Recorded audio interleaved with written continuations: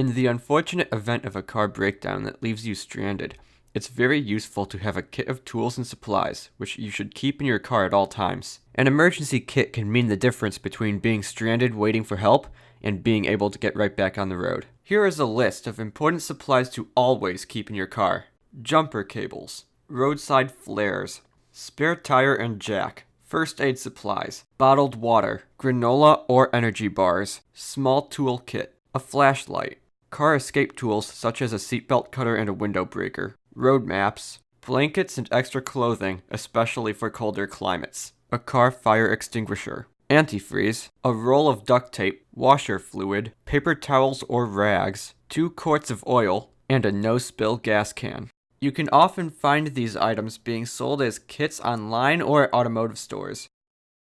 If you find yourself stuck on the side of the road and can't receive immediate help, a kit containing these items will prove very useful.